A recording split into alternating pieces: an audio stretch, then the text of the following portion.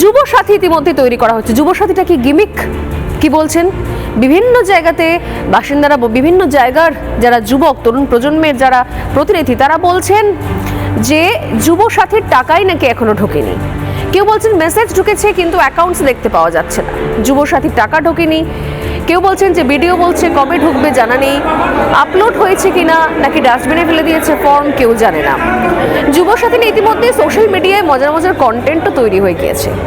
প্রশ্ন হচ্ছে, এই যে মাননীয়া প্রতিশ্রুতি দিয়েছিলেন, প্রতিশ্রুতি এমন অসাধারণ উপায়ে রাখলেন, চাকরি হলো না, কোনো রকমের চাকরির কর্মসংস্থানের কোনো রাস্তা হলো না, অথচ যুবসাথী বলে একটা বেকার ভাতা গুছিয়ে দিলেন, তাও ইলেকশনের আগে আগে।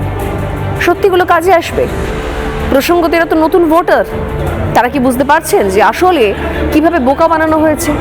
মমতা বন্দ্যোপাধ্যায়ের ইস্তেহারের পরে আরও একবার সে একই প্রশ্ন। দেখুন কি বলছেন তরুণ যুবরা।